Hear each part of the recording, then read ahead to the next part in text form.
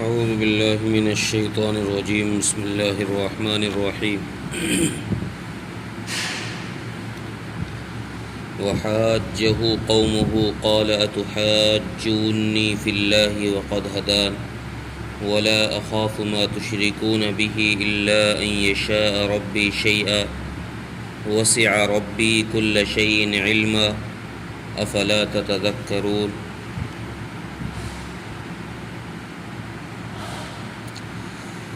پچھلی آیتوں میں حضرت ابراہیم علیہ السلام اور ان کی قوم کا مناظرہ نقل کیا گیا کہ اپنی قوم کو غیر اللہ کی پرستش سے کس طریقے کے دلائل دے کر حضرت ابراہیم علیہ السلام نے یہ بتایا کہ معبود اور الہ ایک ہی ہے۔ اللہ کے علاوہ جتنی مخلوقات ہیں، خواہ کتنی ہی بڑی وہ مخلوق ہو، وہ سب اللہ کی محتاج ہے۔ جب قوم دلائل میں ہار گئی، جو حضرت ابراہیم علیہ السلام نے دلیل دی کہ بھئی تم سورج کو پوجتے ہو، چاند کو پوجتے ہو، ستاروں کو پوجتے ہو، یہ سب وہ ہیں جو خود قائم نہیں رہ سکتے، یہ وقت آنے پر نکلتے ہیں، جب وقت ہوتا ہے ڈوب جاتے ہیں۔ چاند کا بھی یہی حال ہے، سورج کا بھی یہی حال ہے۔ تو یہ جب وقت آنے پر رکے نہیں رہ سکتے، غروب ہو جاتے ہیں، تو پھر یہ الہ نہیں ہو سکتے۔ کوئی اور پاور، کوئی اور شکتی ہے، کوئی اور ہے جو ان کو چلا رہا ہے۔ تو اس بات کا جواب قوم کے پاس کوئی نہیں تھا۔ جب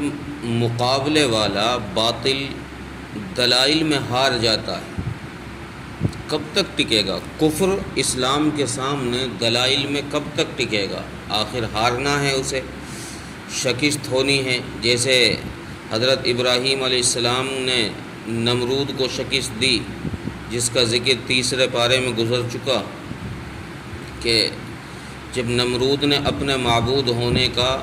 حضرت ابراہیم علیہ السلام سے کہا کہ میں رب ہوں، میرے سامنے سجدہ کرو، تو حضرت ابراہیم علیہ السلام نے نمرود سے یہ بات کہی کہ میرا رب تو وہ ہے جو مارتا بھی ہے اور زندہ بھی کرتا ہے۔ تو نمرود نے کہا کہ یہ تو میں بھی کر سکتا ہوں۔ 2 قیدیوں کو بلایا، جس کو پھانسی کی سزا ہو چکی تھی اس کو رہا کر دیا، اور جس کو رہا کرنا تھا اس کو پھانسی پہ چڑھا دیا کہ دیکھو یہ تو میں بھی کر سکتا ہوں۔ جس کی موت طے تھی میں نے اس کو چھوڑ دیا، اور جس کو چھوڑنا تھا اس کو موت دے دی، یہ تو میں بھی کر سکتا ہوں۔ تو حضرت ابراہیم علیہ السلام نے اگلی دلیل یہ دی کہ میرا رب وہ ہے جو سورج کو روزانہ مشرق سے لے کر آتا ہے، مغرب میں لے کر جاتا ہے۔ اگر تو معبود ہے تو ایسا کر، کل کو تو سورج کو مغرب سے نکال۔ یہ دلیل دینی تھی کہ اب کوئی جواب نہیں تھا۔ تو اب جب جواب نہیں تھا تو اب وہی لڑائی جھگڑے پر اتر آئے، گالی گلوچ پر اور مارنے پیٹنے پر، اور کہنے لگے کہ جلا دو اس کو۔ یہی حال یہاں ہوا، جب قوم کے سامنے ان کے ان معبودان باطلہ کی حقیقت سامنے رکھ دی حضرت ابراہیم علیہ السلام نے، دلیل کی دنیا میں جب ان کے پاس کوئی جواب نہیں رہا، تو اب حضرت ابراہیم علیہ السلام سے حجت کرنے لگے، بحث بازی کرنے لگے، لڑائیاں شروع کر دی۔ تیرا یوں ہو جائے گا، تو نے ہمارے معبودوں کو برا کہا، تو نے ان کو کمزور کہا، بے بس لاغر کہا، اب تجھے یہ بیماری لگ جائے گی، تیرے ساتھ یہ حادثہ ہو جائے گا، تیرے ساتھ یہ معاملہ ہو جائے گا۔ اس طرح کے بحث و مباحثے کے اندر حضرت ابراہیم علیہ السلام کے پیچھے پڑ گئی قوم۔ اور ایک روایت میں ہے، جس کو تفسیر مظہری نے نقل کیا ہے، کہ جب حضرت ابراہیم علیہ السلام غار سے نکل کر آئے، چونکہ آپ کی ولادت جو ہے غار کے اندر ہوئی تھی نمرود سے چھپ کر کے۔ تو آپ جب بچپنے میں، بعض مفسرین نے آپ کی عمر 13 سال لکھی ہے، بعض نے کچھ اور کم زیادہ لکھی ہے اس سے، تو آپ کا بچپنا ہی سمجھو جب آپ وہاں سے نکل کر آئے، آپ نے کسی مدرسے کا اور کسی مکتب کا، کسی اسکول و کالج کا منہ تک نہیں دیکھا، دنیا میں گویا پہلی دفعہ یہ قدم رکھا جا رہا ہے، حالات کو دیکھا جا رہا ہے، جانوروں کو دیکھا جا رہا ہے، انسانوں کو دیکھا جا رہا ہے، تو ایک عجیب سی چیز لگتی ہے۔ جو بچہ ایک غار کے اندر پلا بڑھا 15 سال 13 14 سال تک، وہ ایک دم سے دنیا میں نکل کر آئے گا، اس نے نہ کوئی علم سیکھا ہے نہ کہیں سے کچھ پڑھا ہے۔ تو حضرت ابراہیم علیہ السلام بغیر لکھے پڑھے جب قوم کے سامنے آ کر قوم کو یہ دلیلیں دی اللہ کے ایک ہونے پر کہ میرا اللہ وہ ہے، میرا اللہ وہ ہے، تمہارے یہ معبود بیکار ہیں، تو یہ دلیلیں تو وہ بندہ دے سکتا ہے جس کے پاس پہلے سے علم موجود ہو، جس نے کہیں علم حاصل کیا ہو۔ اب حضرت ابراہیم علیہ السلام نے کہیں علم حاصل کیا ہی نہیں، تو اس لیے قوم کو اور عجیب لگی یہ بات کہ یہ کہیں پڑھا لکھا بھی نہیں ہے، ان پڑھ ہے، پھر اس کو یہ بات کہاں سے آئی؟ تو حضرت ابراہیم علیہ السلام نے فرمایا کہ میری قوم، تم مجھ سے اللہ کے ایک ہونے میں جھگڑا کرتے ہو، حالانکہ میرے رب نے مجھے بچپنے میں ہی ہدایت عطا کر دی، مجھے سیدھا راستہ پہلے ہی دکھا دیا ہے۔ اسی بات کو اللہ تبارک و تعالیٰ نے 17ویں پارے کے اندر بھی ارشاد فرمایا، وَلَقَدْ آتَيْنَا إِبْرَاهِيمَ رُشْدَهُ مِنْ قَبْلُ، کہ ہم نے حضرت ابراہیم علیہ السلام کو شروع سے ہی، بچپنے سے ہی رشد و ہدایت عطا کر دی۔ تو جب حضرت ابراہیم علیہ السلام اپنی قوم کے پاس آئے، باپ نے اپنا لیا، گھر میں رہنے لگے، تو ایک دن آزر نے حضرت ابراہیم علیہ السلام کو کچھ مورتیاں جو اپنے ہاتھ سے بنائی تھی وہ دی اور کہا کہ لو ان کو بیچ کر آؤ۔ حضرت ابراہیم علیہ السلام اپنے علاقے میں گھومے، شہر میں، گاؤں میں گھومے اور آواز لگائی کہ لو ایسے خدا جو نہ نفع دے سکتے ہیں نہ نقصان پہنچا سکتے ہیں۔ اب یہ جب کوئی آدمی کسی چیز کو بیچے گا تو اس کی تعریف اگر کرے گا تبھی تو لوگ لیں گے، اگر برائی اس کی کرنا شروع کر دے گا تو کون اس کے قریب آئے گا؟ حضرت ابراہیم علیہ السلام بجائے تعریف کرنے کے ان خداؤں کی، ان بتوں کی توہین کرنے لگے اور ان کے نقصانات بتانے لگے، تو کسی نے ایک بھی نہ لیا۔ روایت میں ہے کہ حضرت ابراہیم علیہ السلام وہ ٹوکرا بھرا ہوا جب واپس لائے تو ایک نہر کے پاس اس ٹوکرے کو اتار دیا اور ایک بت کو پکڑا اور اس کا منہ سمندر میں، اس نہر کی طرف کیا اور یہ کہا کہ پانی پی لے۔ اور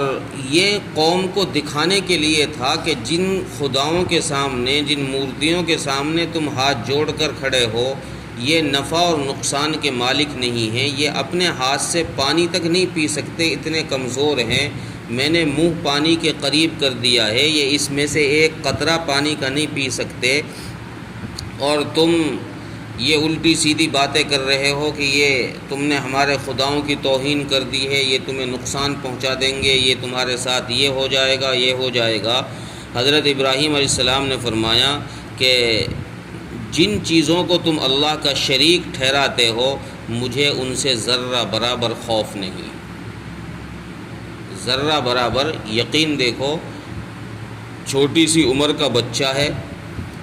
اور اللہ کی ذات پر توکل کتنا ہے، کہتے ہیں کہ مجھے ذرہ برابر خوف نہیں ہے ان چیزوں سے جن کو تم اللہ کا شریک ٹھہراتے ہو کہ میرا وہ ایک بال بھی بیکا کر دیں۔ ہاں اگر میرا رب ہی چاہے تو کوئی نقصان ہو سکتا، اگر میرے رب نے ہی چاہ لیا کہ بھئی کوئی معاملہ، کسی کی طرف سے کوئی حادثہ ہو جائے میرے ساتھ میں تو ہو سکتا ہے، اگر میرا رب نہ چاہے گا تو ان مشرکوں، ان شرک کی ہوئی چیزوں سے جن کو تم نے اللہ کا شریک ٹھہرا رکھا ہے، ان کے ساتھ میرا معاملہ جب ان بن کا ہو گیا ہے تو مجھے اب ان سے ذرہ برابر خوف نہیں لگتا۔ جو تم ڈرا رہے ہو کہ ہمارے خداؤں کی توہین کی تو تمہارا نقصان ہوگا، میں ان سے نہیں ڈرتا۔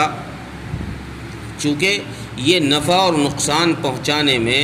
ان کا کوئی دخل نہیں ہے، یہ نفع اور نقصان اللہ کے اختیار میں ہے۔ اب جب میں نے اتنی بڑی دلیل تمہارے سامنے رکھ دی ہے تو پھر